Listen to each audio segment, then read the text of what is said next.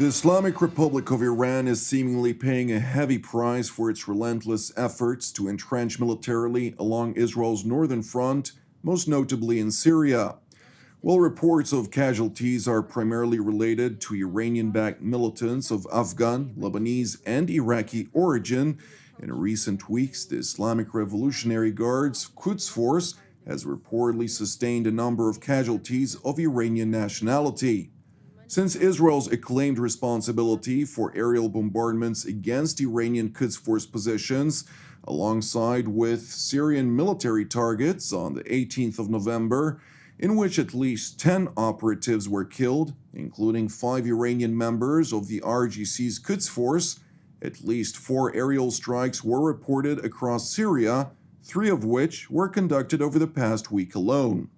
On Friday, several hours before Iran's top nuclear scientist was assassinated by unknown assailants in Tehran province, unidentified aircraft carried out a bombardment against installations in the Abu al-Kamal town belonging to the Iranian proxy Liwa Zainbiyun, a militia composed of Shiite Pakistani militants who pledged allegiance to the Iranian supreme leader Ayatollah Ali Khamenei.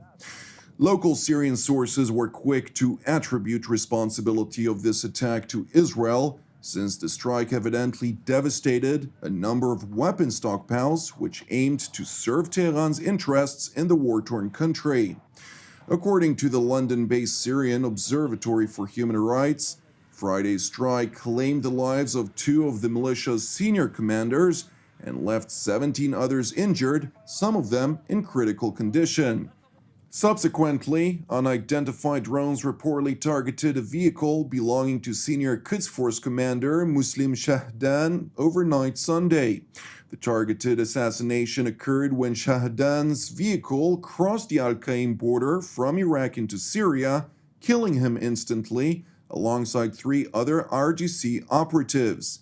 Despite this report, Iranian regime-run news sites published RGC denials, referring to the strike as unfounded rumors.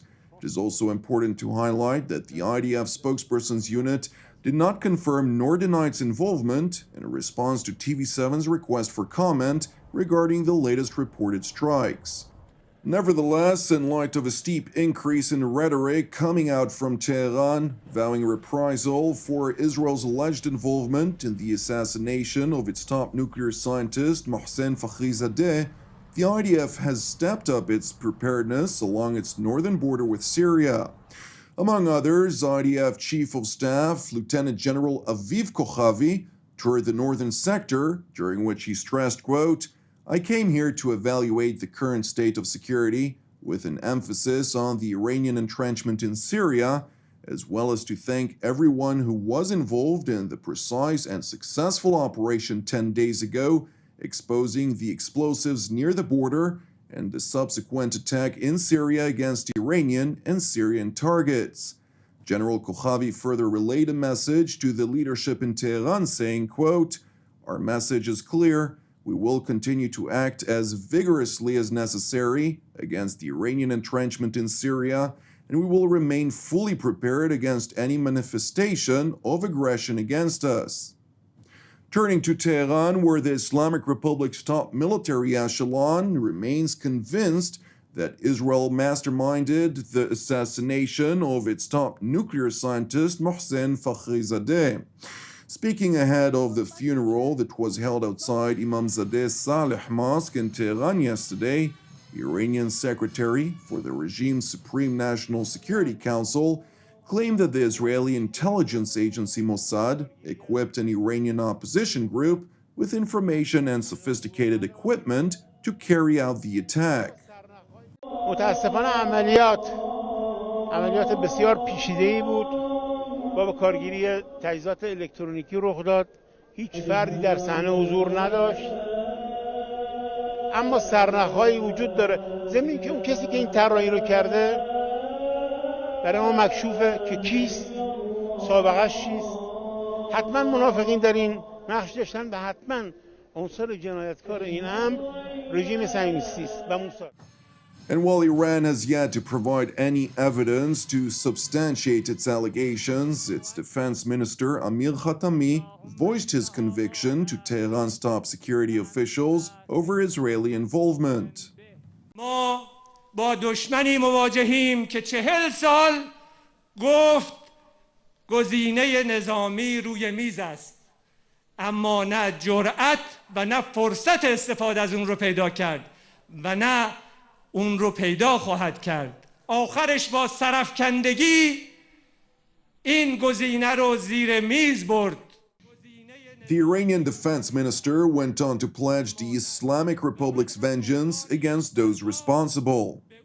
دشمن به خوبی می‌داند و من هم به عنوان یک سرباز به او میگویم هیچ جنایتی، هیچ تروری، هیچ کار احمقانه‌ای در نزد ملت ایران بی پاسخ نخواهد ماند. ما حتما جنایتکاران رو تا انتها تعقیب میکنیم. باید بدانند که به سزای عملشون خواهند رسید. It is interesting to highlight that during his speech, Minister Hatami also alluded to Tehran's self-perceived legitimacy to acquire nuclear weapon capabilities similar to that of the United States and presumably Israel. هزاران سلاح هسته‌ای آمریکایی‌های جنایتکار دارند. صدها سلاح هسته‌ای رژیم صهیونیستی جنایتکار دارد. اینها برای چیست؟ آیا برای این است که به عنوان دکور در منزل شما استفاده شود؟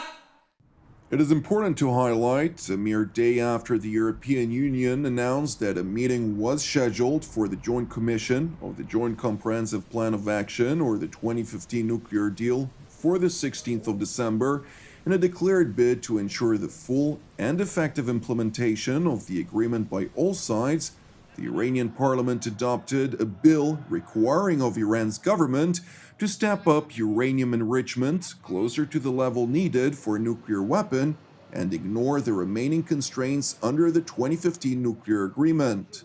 Following the adoption of the bill, Iran's Atomic Energy Organization spokesman informed parliament that the Arak reactor, which was claimed to be out of commission after mysterious fires rendered it incapacitated, could be revived within 2 months' time to step up uranium enrichment.